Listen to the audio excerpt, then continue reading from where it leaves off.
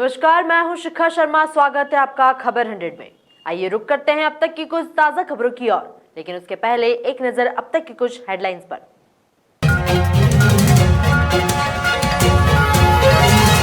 One मंत्री विजय शाह की सफाई, फिल्म शूटिंग विवाद पर बोले मंत्री शाह।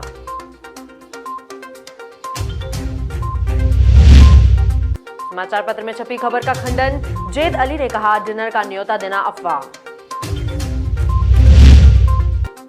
नगर निगम कर्मचारी गिरफ्तार, सिटी प्लानर को रंगे हाथों रिश्वत लेते पकड़ाया। किन्नरों ने की युवक की पिटाई, नग्न अवस्था में निकला जुलूस।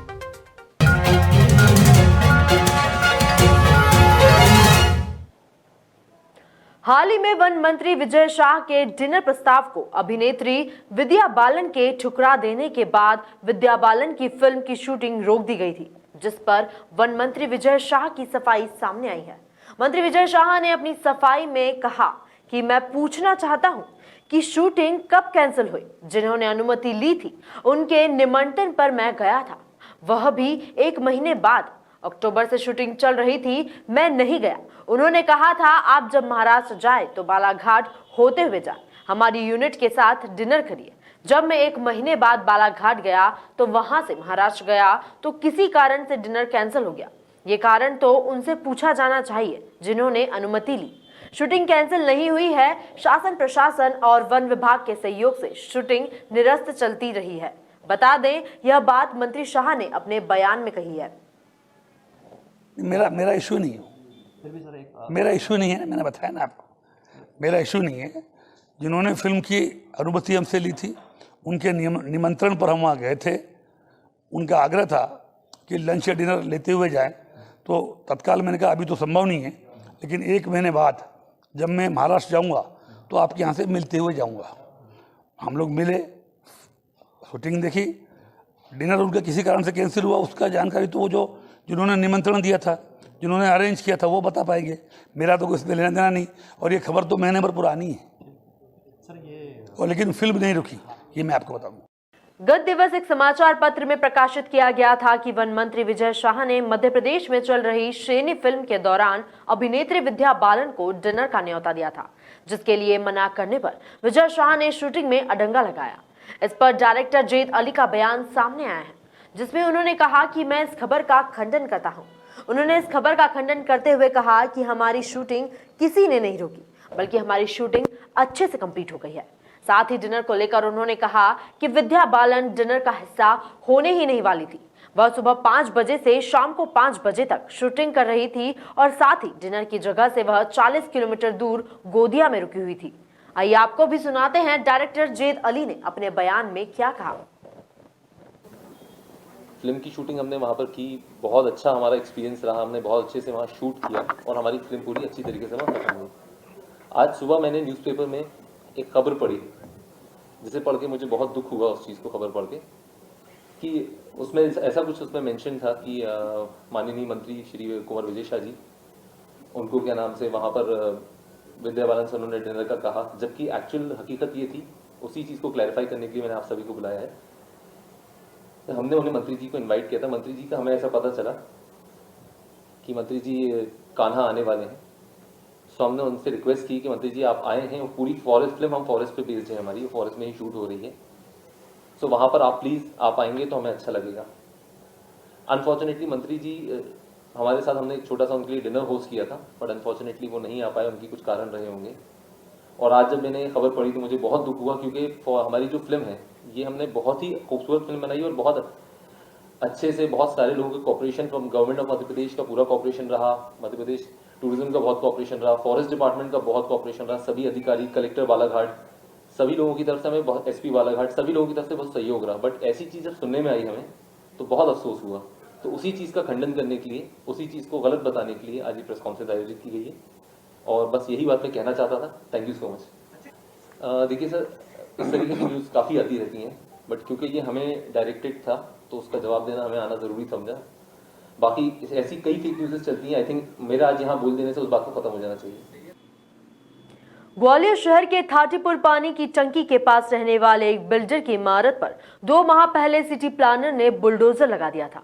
तुड़ाई के दर से सहमे बिल्डर ने सिटी प्लानर प्रदीप वर्मा से बात की तो तुड़ाई रुकवाने के लिए 50 लाख रुपए की मांग की गई।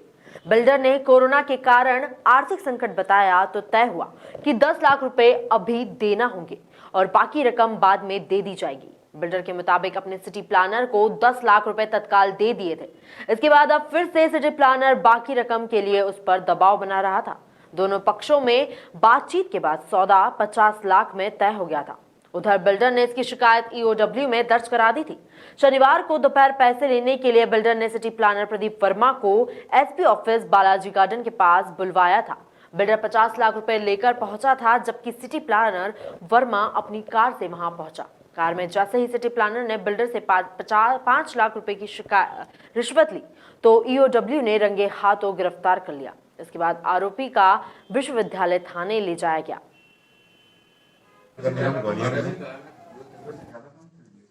तो सिटी प्लानर के पद पर पदस्थ है प्रदीप वर्मा। उनके खिलाफ एक शिकायत प्राप्त हुई थी कि ये किसी केस में पैसे की डिमांड कर रहे हैं परमिशन के लिए।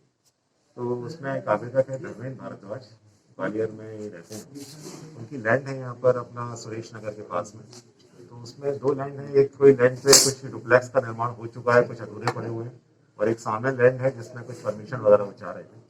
तो इसकी मांग को लेकर इनसे इनकी लगातार बातचीत चल रही थी। 2-3 बार बातचीत हुई है। रिकॉर्डिंग हमारे टेप रिकॉर्डर में भी हुई है, दूसरा उनके मोबाइल में भी हुई है। सबकी ट्रांसक्रिप्ट तैयार की गई और उस आधार पर पाया गया प्रथम दृष्टया कि इन्होंने इस अपने निर्माण कार्यों को कराने के लिए और नगर निगम द्वारा कोई कार्रवाई नहीं की जाने को लेकर इनसे पैसे की मांग की। तो उस आधार पर ये 25 लाख रुपए में करीब इनकी डीलिंग तय हुई थी। उसके तहत 5 लाख रुपए की राशि आज प्रथम किस्त के रूप में दे रहे थे। तो उसको देते हुए आज जब इनका पैसे की देना तय हुआ, उस दौरान उन्होंने रास्ते में इसको बुलाया था। तो कार में ही हम लोगों ने इनको आसपास अपनी टीम लगा कर रखी थी, उससे ट्रैक किया। इनको कहाँ से 10 लाख रुपए पहले भी ले चुके हैं? ऐसा इनके द्वारा बताया गया था कि पहले भी इसकी पैसे की मांग रही है और वो पैसा उन्होंने दिया। ये रिश्वत के बदले किस तरह का इनको बेनिफिट देना चाह रहे थे प्लानर? ये चाह रहे थे कि इनकी जो परमिशन है, सामने लैंड पड़ी हुई है, मेनली तो यही था कि 19,000 स्क्वायर फुट की जो जमीन है उसमें नगर निगम की कोई कार्रवाई नहीं करेगा और हम आपकी इसकी परमिशन करा देंगे। इस बात को लेके वो चल रहा था। और कुछ इनके निर्माण कार्य जो अधूरे पड़े हुए थे, ये आप निर्माण कार्य करो, इस पे कोई हम लोग आपत्ति नहीं करेंगे। तो सर कोई ऑडियो क्लिपिंग वगैरह भी सौंपी गई है फरियादी द्वारा? हाँ, हमने सब लिया ना, वो सब ट्रांसक्रिप्ट बनती है पूरी, उसी आधार पर तो आगे कार्रवाई होती है। सर इनके पूर्व में इनके ऊपर और भी ईओडब्ल्यू में मामले चल रहे हैं? ईओडब्ल्यू में और कंप्लेंट्स गोपनीय रूप से चल रही हैं, वो डिफरेंट है। ये टोटली मतलब पैसे की डिमांड को लेके थी, तो फरियादी द्वारा ईओडब्ल्यू से ही कार्रवाई कराए जाने की अपेक्षा की गई थी। तो उस आधार पर एप्लीकेशन लेके कार्रवाई। दरअसल ग्वालियर के व्यस्ततम चौराहे ऊटपुल रोड पर उस समय अफरा तफरी की स्थिति बन गई जब किन्नरों के गुट ने एक युवक को नग्न कर पूरे इलाके में उसका जुलूस निकाला। बताया जा रहा है कि यह पूरा विवाद बधाई के पैसे लेने का है। पीड़ित युवक को पहले किन्नरों ने जमकर पीटा और बीच सड़क पर उसके बाल काट दिए। जब पीड़ित युवक मरणासन हालत में आ गया तो सभी किन्नर इंदरगंज थाने के पास युवक को छोड़कर भाग गए। तभी मौके से गुजर रहे ट्रैफिक डीएसपी की उस पर युवक पर नजर पड़ी और तत्काल इंदरगंज थाने को सूचना दी गई। फिलहाल इस मामले में पीड़ित युवक की तहरीर पर पुलिस जांच कराने की बात कह रही है। हुआ ये आज हम एक शादी की बधाई लाए, ठीक है। जैसे वो है, कोई उनका लिखा पढ़ा तो है नहीं है कि इनका इलाका। आज हम चले गए, बधाई ले आए थे, हमारे रूम पे आए, मुझे खचोड़ के मारते हुए बैंकर बहुत मारा मुझे, मैं बेहोश हो गया। तो मुझे पानी डाल के फिर होश में ला के दोबारा मारा मुझे। कितने लोग थे? ये लोग 10-12 लोग थे। आधे किन्नर थे, आधे मेरे जैसे थे। कहाँ से लाए थे मारते मारते? मुझे छप्पर वाले पुल से पहले कायल टॉकी से फालतू बिहार होते हुए फिर हाईकोर्ट होते हुए जहाँ छोड़ दिया। फिर मुझे पता नहीं, जहाँ मुझे चक्कर आ रहा, मुझे पूरे कपड़े फाड़ दिए, मेरे बाल काट दिए, मेरे इतना मारा, पूरा गाल सुझा दिया मेरा। ये देखो कितने डंडा मारा मुझे। कौन ने मारा? नाम क्या है? नाम उनके एक का अनीता है, लाला बाजार वाली टमाटी, एक का प्रिया है, एक का मुस्कान है, ठीक है, और एक का कुल्टा है और एक का शिल्पा। ये कम से कम 15-20 लोग आए, मुझे सब लोग ले गए मुझे। मेरे यार अभी मैं निकल रहा था तो वहाँ एक व्यक्ति बेहोश पड़ा था, यंग व्यक्ति है, और उसको तत्काल उठा के ऑटो में डाला और यहाँ इंदरगंज थाने के सामने लाके खड़ा किया था। अब सब मतलब वो होश में भी आ गया, उसमें बेहोशी की हालत में था। अभी क्या है कि देखो मेरी जब बेहोश था उसके बाद से दोबारा मेरी उससे बात ही नहीं हुई। अब तो शायद होश में आ गया, जो साइड में बैठा हुआ है, अपन बैठ के बात कर लेते हैं, उससे चल के बात कर लेते हैं क्या स्थिति है इसकी, क्या कारण। अभी कारण वो बेहोशी की हालत में था। लोग कह रहे हैं कि भाई किन्नरों का साथी है, उन्हीं के साथ कोई बात हुई होगी शायद, अब तो उसमें आ गया तो बता पाएगा। इंदौर में बढ़ते कोरोना संक्रमण के कारण प्रशासन ने रात्रिकालीन कर्फ्यू लगाया गया। कर्फ्यू के समय बेवजह घूमने वाले लोगों से आजाद नगर थाना प्रभारी ने उठक बैठक लगवाई और कोरोना से बचने के लिए कोरोना गाइडलाइंस का पालन कराने की बात कही।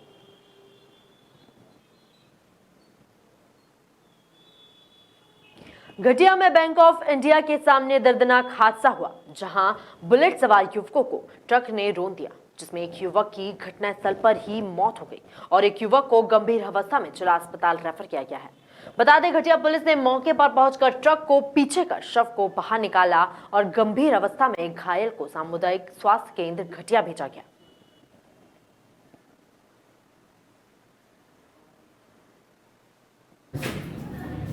एक एक्सीडेंट केस लाया गया था यहाँ पे, जो कि बैंक ऑफ इंडिया के सामने हुआ था। तो जो उसको व्यक्ति को लाया गया है वो on the spot he expire हो गए थे और ब्रॉड डेड यहाँ लाया गया था। उनको जिला चिकित्सालय भेजा गया है पीएम के लिए। इंदौर शहर में जहां कोरोना वायरस का प्रकोप लगातार बढ़ता जा रहा है, वहीं शहर के अधिकांश गली, मोहल्ले और मेन रोड पर गंदगी का साम्राज्य व्याप्त है। इंदौर शहर स्वच्छता में चौथी बार नंबर 1 का खिताब शहर की आम जनता और स्वच्छता प्रहरियों के लगनशीलता व मेहनत से जीत चुका है। वहीं खजाना क्षेत्र के वार्ड नंबर 39 में गोसिया मस्जिद के पास विगत 3-4 माह से मेन रोड का एक चैम्बर ड्रेनेज का गड्ढा और बदबूदार पानी उबल रहा है, जिससे यहां आने वाले सभी को बेहद परेशानियों का सामना करना पड़ रहा है। गौरतलब है कि यह गोसिया मस्जिद के पास लगातार बह रहे चैम्बर के बारे में स्थानीय रहवासियों ने क्षेत्रीय पूर्व पार्षद से लेकर साके झोनल कार्यालय के झंडों और क्षेत्रीय दरोगा को कई बार मौखिक और लिखित शिकायत की है, लेकिन किसी ने भी इस गंभीर समस्या की ओर देखने तक की जरूरत महसूस नहीं की है। परेशानी आ रही है फिलहाल जी मस्जिद में 5 वक्त नमाज पढ़ने के लिए आते हैं। 2-3 महीनों से परेशानी हमारे पास आ रही है। जब से बारिश बंद हुई है उससे परेशानी है। नमाजी आते हैं और नमाजी मस्जिद के मेंबर बोलते हैं कि यहाँ पे पानी साफ नहीं आ रहा है, और जब मेंबर वगैरह जब वहाँ रिपोर्ट करते हैं तो वहाँ से कुछ भी सुनवाई नहीं की जाती है। नगर निगम में आपने कितनी बार शिकायत कर चुकी है? कई मरतबा लोग वहाँ पर पहुँच चुके हैं और रिपोर्ट कर चुके हैं। यहाँ के जो पार्षद है उन लोगों को भी बताया कि आपने सबको मालूम है। क्या बोलते हैं, क्या आश्वासन देते हैं आपको? ये देते हैं कि यहाँ पर जो पानी जाम हो जाता है, और जो कई बोर्डिंग में सिर्फ ये मस्जिद का मामला नहीं है, इस गली में कई मकानों में पानी बिल्कुल इस तरह पानी आ रहा है कि घरों में पानी आ बिल्कुल काला काला पानी, जिस तरह जो नाले का जो पानी रहता है गटर का पीने का, हाँ, पीने के अंदर नहीं बोर्डिंग। अच्छा, तो पानी इस तरह आ रहा है वो कि ना तो उससे आप हाथ भी नहीं धो सकते हैं, और पानी के अंदर इतनी गंदगी कि पानी अगर यहाँ से वहाँ पर है तो वहाँ से यहाँ तक बदबू आती है। तो कई मरतबा गलती से ऊपर टंकी भी चढ़ा दिया गया था, पर उसके अंदर से कीचड़ भी आ गया और टंकी वापस साफ किया गया। फिर मसला मेन बात ये कि मस्जिद की वजह से इतने परेशान है पब्लिक, और मस्जिद तो खुदा का घर है, और फिलहाल इस गली के लोग, इस कॉलोनी के लोग भी इतने परेशान हो चुके हैं पानी की वजह से, लेकिन कुछ भी सुनवाई नहीं हो रहा है। और फिलहाल इस गली में कई भाई ऐसे हैं जो बोल रहे हैं कि हमें पानी साफ नहीं आ रहा है, तो हम क्या कर सकते हैं, रिपोर्ट भी कर रहे हैं, लेकिन कुछ भी सुनवाई नहीं हो रहा है। और बारिश के टाइम पे ऐसा हो रहा था कि ये चैम्बर जो है ये बिल्कुल जाम हो चुका है, तो पानी बिल्कुल बाहर आ रहा था, और अभी तो बारिश खत्म है, बंद हो चुकी है, फिर भी जो अभी जो पानी आपको वहाँ दिख रहा है, वहाँ देख सकते हैं, वीडियो कर सकते हो वहाँ का, अभी जो पानी आपको वहाँ पर मौजूद है तो वो पानी वो चैम्बर से निकला हुआ है वो। और फिर जी, और इसकी वजह से मतलब वो पानी, उस पानी के अंदर इतनी गंदगी आ रही है कि आप उस पानी को हाथ में लोगे तो जब तक आप डेटॉल से हाथ नहीं धोगे, जब तक आपका हाथ। जब से जड़ी है यहाँ पे तो कुछ ही दिन ये सही चली, उसके बाद तो यहाँ से कुछ ना कुछ दिक्कत इसमें आती रही है। कभी चौक हो जाती है, कभी दूसरा चैम्बर चौक होता है। इसके बाद फिर अभी क्या है, कोरोना महामारी जो चल रही है, इसमें लोग मतलब सफाई सब दूर सुरक्षा अभियान चला रहे हैं। बाकी यहाँ पे इतनी गंदगी है कि जो भी आदमी निकलता है तो मुंह को बांध के निकलता है, इतनी बदबू इसकी, क्योंकि इसमें सभी लेटरिन बाथरूम का पानी है इसके अंदर। तो यहाँ की समस्या जो भी है, बहुत तकलीफ है लोगों को। घरों में तो कम से कम 3 से 4 घर ऐसे इस गली के अंदर जो बोरिंग के अंदर पानी उतर चुका है। लोग उल्टी कर रहे हैं इसके कारण पानी के। एक घर वाले ने बोला है कि भैया मैं फैमिली नहीं ला रहा हूँ इसके कारण। तराना तहसील के पास दुबली फाटे पर तराना से बघेरा की ओर जा रहे पिता पुत्र की सामने से आ रही बोरवेल नामक वाहन से भयानक टक्कर हो गई। टक्कर में बाइक सवार रमेश एवं जीवन की मौके पर ही मौत हो गई। वहीं घटना की जानकारी लगते ही तराना पुलिस मौके पर पहुंची और मृतक पिता पुत्र को पोस्टमार्टम के लिए तराना सिविल हॉस्पिटल पहुंचाया गया। ये हालैंड मशीन है जो वगैरह तरफ से आ रही थी जी, और मोटरसाइकिल चालक है रमेश पिता बाबूलाल मोगिया निवासी वगैरह, और उसका बालक पीछे बैठा था जीवन पिता रमेश उम्र 15 साल के। ये दोनों तराना तरफ से वगैरह तरफ जा रहे थे। घटना क्या कारण रहा कि इतनी जो बोरवेल वाला जो है ये तेज गति में आके इनको टक्कर मारी है, जिससे दोनों की घटनास्थल पर मृत्यु हो गई। फिलहाल खबरों में इतना ही। बने रहिए खबर 100 के साथ।